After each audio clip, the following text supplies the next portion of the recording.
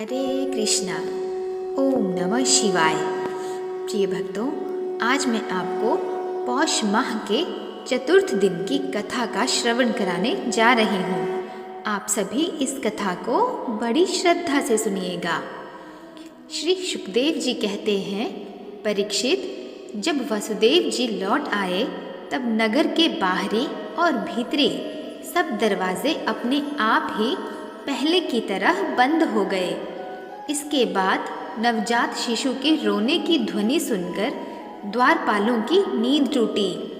वे तुरंत भोजराज कंस के पास गए और देवकी को संतान होने की बात कही। कंस तो बड़ी आकुलता और घबराहट के साथ इसी बात की प्रतीक्षा कर रहा था। द्वारपालों की बात सुनते ही वह झटपट पलंग से उठ खड़ा हुआ और बड़ी शीघ्रता से सूतिका गृह की ओर झपटा। इस बार तो मेरे काल का ही जन्म हुआ है, यह सोचकर वह विगल उठा। और यही कारण है कि उसे इस बात का ध्यान भी न रहा कि उसके बाल बिखरे हुए हैं। रास्ते में कई जगह वह लड़खड़ा कर गिरते गिरते बचा। बंदी गृह में पहुंचने पर सती देवकी ने बड़े दुख और करुणा के साथ अपने भाई कंस से कहा, मेरे हितैषी भाई, यह कन्या तो तुम्हारी पुत्र वधू के समान है, स्त्री जाति की है। तुम्हें स्त्री की हत्या कदापि नहीं करनी चाहिए। भैया, तुमने देववश मेरे बहुत से अग्नि के समान तेजस्वी बालक मार डाले। अब केवल यही एक कन्या बची है, इसे तो मुझे दे दो। अवश्य ही मैं तुम्हारी छोटी बहन हूँ। मेरे बहुत से बच्चे मर गए हैं, इसलिए मैं अत्यंत दीन हूँ। मेरे प्यारे और समर्थ भाई, तुम मुझ मंदभागिनी को यह अंतिम संतान अवश्य दे दो। श्री सुखदेव जी कहते हैं, परीक्षित, कन्या को अपनी गोद में छिपाकर देवकी जी ने अत्यंत दीनता के साथ रोते रोते याचना की, परंतु कंस बड़ा दुष्ट था। उसने देवकी जी को छिड़क कर उनसे हाथ से वह कन्या छीन ली। अपनी उस नन्ही सी नवजात भांजी के पैर पकड़कर कंस ने उसे बड़े जोर से एक चट्टान पर दे मारा।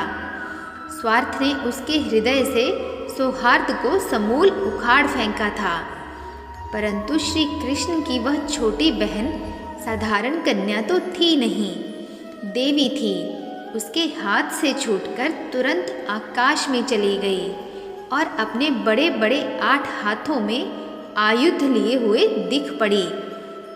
वह दिव्य माला, वस्त्र, चंदन और मणिमय आभूषणों से विभूषित थी।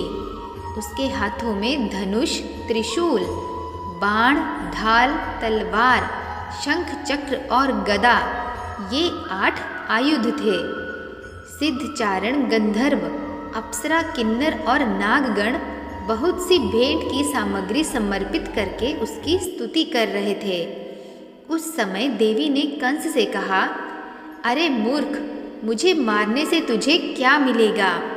तेरे पूर्व जन्म का शत्रु तुझे मारने के लिए किसी स्थान पर पैदा हो चुका है। अब तू व्यर्थ निर्दोष बालकों की हत्या ना किया कर। कंस से इस प्रकार कहकर भगवती योग माया वहाँ से अंतर ध्यान हो गई और पृथ्वी के अनेक स्थानों में विभिन्न नामों से प्रसिद्ध हुई।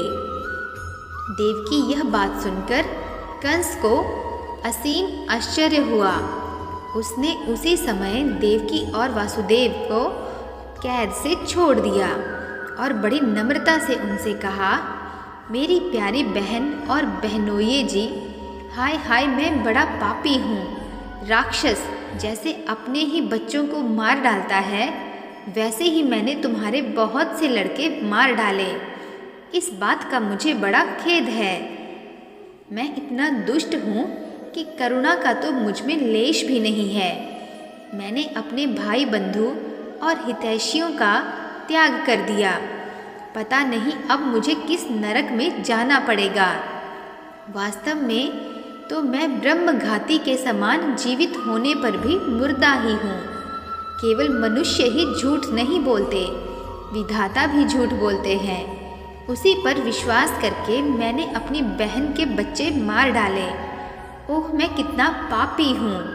तुम दोनों महात्मा हो, अपने पुत्रों के लिए शोक मत करो, उन्हें तो अपने कर्म का ही फल मिला है। सभी प्राणी प्रारब्ध के अधीन हैं, इसी से वे सदा सर्वदा एक साथ नहीं रह सकते।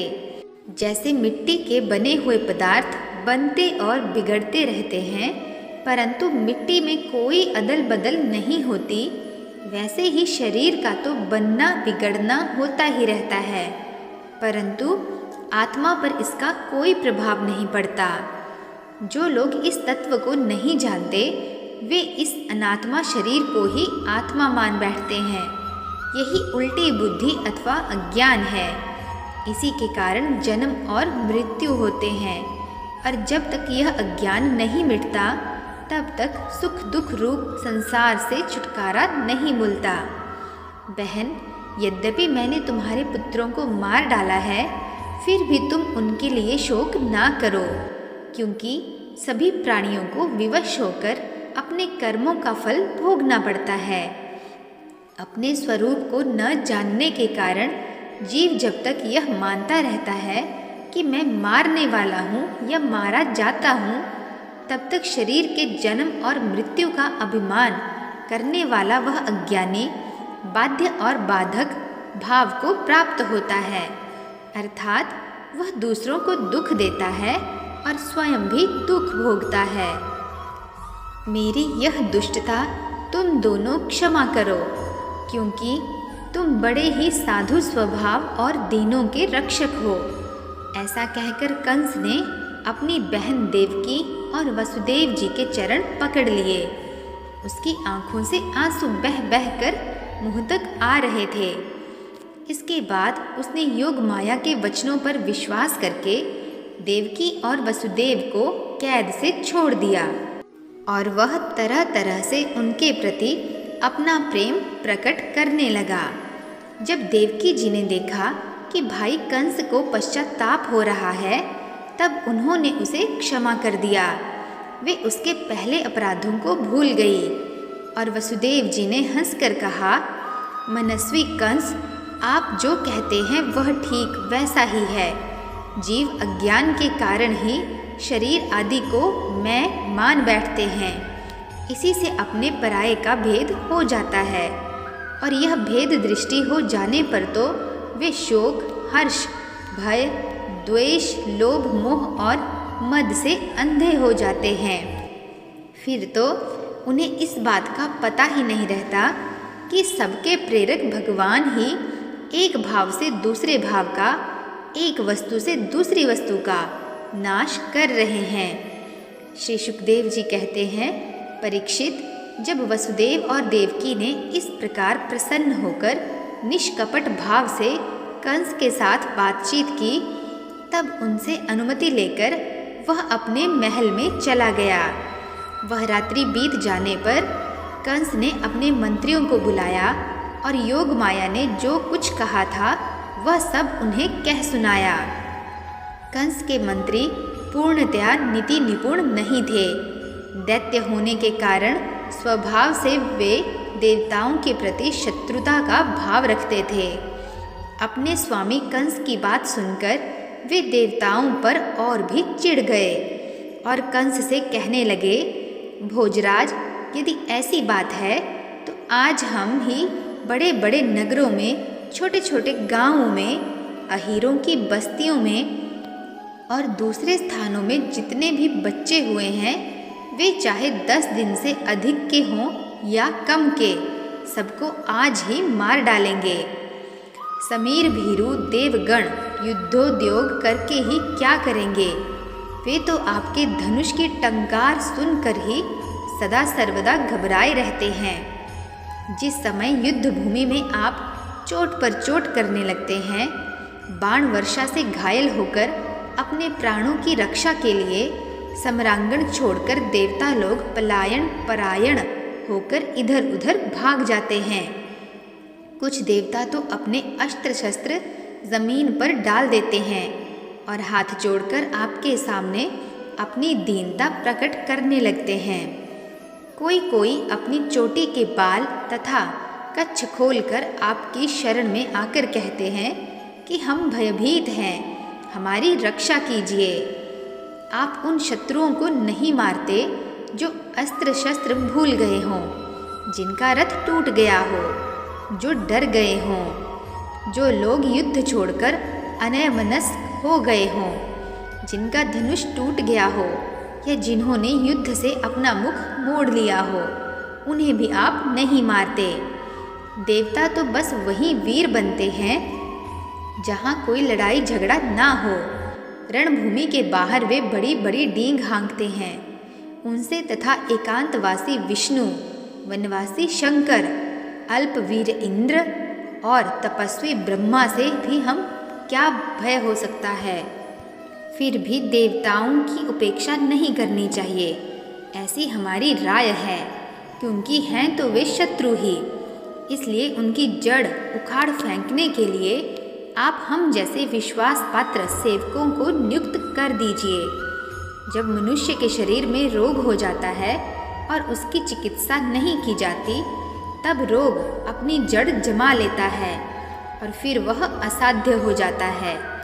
अथवा जैसे इंद्रियों की उपेक्षा कर देने पर उनका दमन असंभव हो जाता है, वैसे ही यदि पहले शत्रु की उपेक्षा कर दी जाए और वह अपना पांव जमा ले, तो फिर उसको हराना कठिन हो जाता है। देवताओं की जड़ है विष्णु और वह वहाँ रहता है जहाँ सनातन धर्म है। सनातन धर्म की जड़ है वेद, गौ, ब्राह्मण, तपस्या और वे यज्ञ जिनमें दक्षिणा दी जाती है। इसलिए भोजराज, हम लोग वेदवादी ब्राह्मण, तपस्वी, याज्ञिक और यज्ञ के लिए घी आदि भविष्य पदार्थ देने वाली गायों का पूर्ण रूप से नाश कर डालेंगे। ब्राह्मण, गौ, वेद, तपस्या, सत्य, इंद्रिय दमन, मनोनिग्रह, श्रद्धा, दया, तितिक्षा और यज्ञ विष्णु के शरीर हैं। वह विष्णु ही सारे देवताओं का स्वामी और असुरों का प्रधान द्वेषी है, परंतु वह किसी गुफा में छिपा रहता है। महादेव, ब्रह्मा और सारे देवताओं की जड़ वही है। उसको मार डालने का उपाय यह है कि ऋषियों को मार डाला जाए। श्री सुखदेव जी कहते हैं, परीक्षित, एक तो कंस की बुद्धि स्वयं ही बिगड़ी हुई थी, फिर उसे ऐसे मंत्री मिले थे जो उससे भी बढ़कर दुष्ट थे। इस प्रकार उनसे सलाह करके काल के फंदे में फंसे हुए असुर कंस ने यही ठीक समझा कि ब्राह्मणों को ही मार डाला जाए।